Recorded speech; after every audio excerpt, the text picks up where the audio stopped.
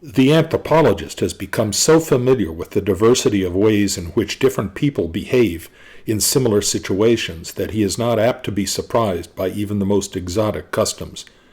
In fact, if all of the logically possible combinations of behavior have not been found somewhere in the world, he is apt to suspect that they must be present in some yet undescribed tribe. The point has, in fact, been expressed with respect to clan organization by Murdoch in 1949. In this light, the magical beliefs and practices of the Nacirema present such unusual aspects that it seems desirable to describe them as an example of the extremes to which human behavior can go. Professor Linton first brought the ritual of the Nacirema to the attention of anthropologists 20 years ago, but the culture of this people is still very poorly understood. They are a Northern American group living in the territory between the Canadian Cree, the Yaqui and Tarahumari of Mexico, and the Carib and Arawak of the Antilles. Little is known of their origin, although tradition states that they came from the East. Nacirema culture is characterized by a highly developed market economy, which is evolved in a rich natural habitat. While much of the people's time is devoted to economic pursuits, a large part of the fruits of these labors and a considerable portion of the day are spent in ritual activity. The focus of this activity is the human body, the appearance and health of which loom as a dominant concern in the ethos of the people. While such a concern is certainly not unusual, its ceremonial aspects and associated philosophy are unique. The fundamental belief underlying the whole system appears to be that the human body is ugly, and that its natural tendency is to debility and disease. Incarcerated in such a body, man's only hope is to avert these characteristics through the use of ritual and ceremony. Every household has one or more shrines devoted to this purpose. The most powerful individuals in the society have several shrines in their houses, and in fact the opulence of a house is often referred to in terms of the number of such ritual centers it possesses. Most houses are of wattle and daub construction, but the shrine rooms of the more wealthy are walled with stone. Poorer families imitate the rich by applying pottery plaques to their shrine walls. While each family has at least one such shrine, the rituals associated with it are not family ceremonies, but are private and secret. The rites are normally only discussed with children, and then only during the period when they are being initiated into these mysteries. I was able, however, to establish sufficient rapport with the natives to examine these shrines and to have the rituals described to me. The focal point of the shrine is a box or chest, which is built into the wall. In this chest are kept the many charms and magical potions, without which no native believes he could live. These preparations are secured from a variety of specialized practitioners. The most powerful of these are the medicine men, whose assistance must be rewarded with substantial gifts. However, the medicine men do not provide the curative potions for their clients, but decide what the ingredients should be, and then write them down in an ancient and secret language. This writing is understood only by the medicine men, and by the herbalists, who, for another gift, provide the required charm. The charm is not disposed of after it has served its purpose, but is placed in the charm box of the household shrine.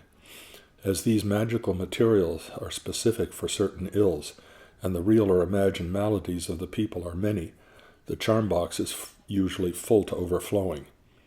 The magical packets are so numerous that people forget what their purposes were and fear to use them again. While the natives are very vague on this point, we can only assume that the idea in retaining all the old magical materials is that their presence in the charm box, before which the body rituals are conducted, will in some way protect the worshipper. Beneath the charm box is a small font.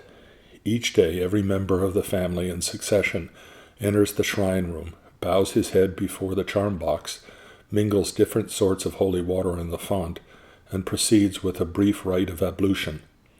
The holy waters are secured from the water temple of the community, where the priests conduct elaborate ceremonies to make the liquid ritually pure. In the hierarchy of magical practitioners, and below the medicine men in prestige, are specialists whose designation is best translated as holy mouth men. The Nacirema have an almost pathological horror of and fascination with the mouth, the condition of which is believed to have a supernatural influence on all social relationships. Were it not for the rituals of the mouth, they believe that their teeth would fall out, their gums bleed, their jaws shrink, their friends desert them, and their lovers reject them. They also believe that a strong relationship exists between oral and moral characteristics. For example, there is a ritual ablution of the mouth for children, which is supposed to improve their moral fiber. The daily body ritual performed by everyone includes a mouth rite. Despite the fact that these people are so punctilious about care of the mouth, this rite involves a practice which strikes the uninitiated stranger as revolting. It was reported to me that the ritual consists of inserting a small bundle of hog hairs into the mouth, along with certain magical powders, and then moving the bundle in a highly formalized series of gestures. In addition to the private mouth rite, the people seek out a holy mouth man once or twice a year. These practitioners have an impressive set of paraphernalia, consisting of a variety of augers, awls, probes, and prods.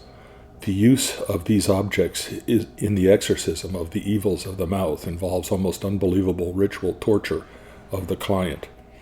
The holy mouth man opens the client's mouth, and using the above-mentioned tools, enlarges any holes which decay may have created in the teeth.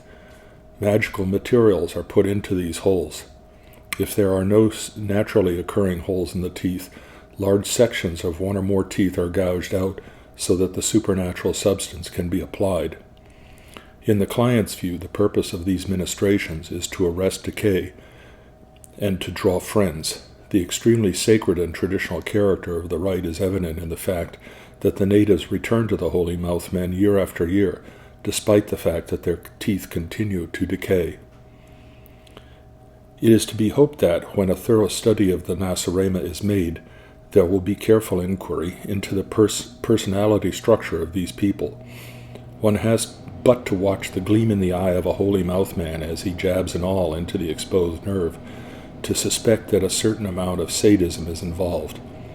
If this can be established, a very interesting pattern emerges, for most of the population shows definite masochistic tendencies. It was to these that Professor Linton referred in discussing a distinctive part of the daily body ritual which is performed only by men. This part of the rite includes scraping and lacerating the surface of the face with a sharp instrument. Special women's rites are performed only 4 times during each lunar month, but what they lack in frequency is made up in barbarity. As part of this ceremony, women bake their heads in small ovens for about an hour. The theoretically interesting point is that what seems to be a preponderantly masochistic people have developed sadistic specialists. The medicine men have an imposing temple, or latipso, in every community of any size. The more elaborate ceremonies required to treat very sick patients can only be performed at this temple. These ceremonies involve not only the thaumaturge, but a permanent group of Vestal maidens who move sedately about the temple chambers in distinctive costume and headdress.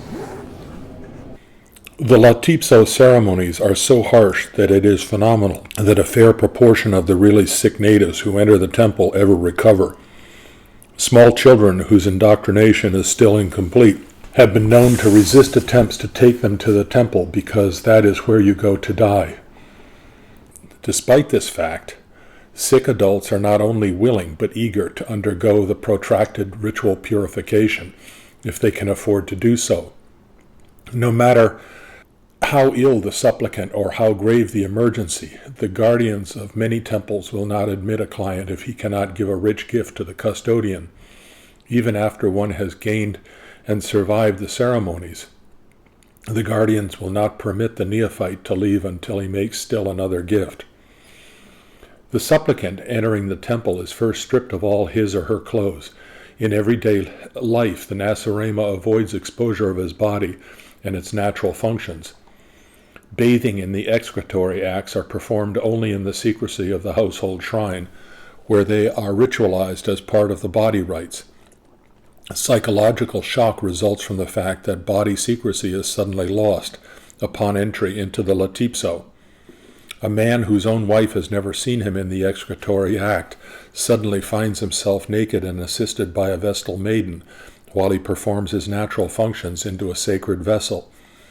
This sort of ceremonial treatment is necessitated by the fact that the excreta are used by a diviner to ascertain the course and nature of the client's sickness. Female clients, on the other hand, find their naked bodies are subjected to the scrutiny, manipulation, and prodding of the medicine men. Few supplicants in the temple are well enough to do anything but lie on their hard beds. The daily ceremonies, like the rites of the holy mouthmen, involve discomfort and torture. With ritual precision, the Vestals awaken their miserable charges each dawn and roll them about on their beds of pain while performing ablutions, in the formal movements of which the maidens are highly trained. At other times they insert magic wands in the supplicant's mouth or force him to eat substances which are supposed to be healing. From time to time the medicine men come to their clients and jab magically treated needles into their flesh. The fact that these temple ceremonies may not cure and may even kill the neophyte in no way decreases the people's faith in the medicine men. There remains one other kind of practitioner known as a listener. This witch doctor has the power to exorcise the devils that lodge in the heads of the people who have been bewitched. The Nacirema believe that parents bewitch their own children. Mothers are particularly suspected of putting a curse on children while teaching them the secret body rituals. The counter magic of the witch doctor is unusual in its lack of ritual. The patient simply tells the listener all his troubles and fears, beginning with the earliest difficulties he can remember. The memory displayed by the Nacirema in these exorcism sessions is truly remarkable.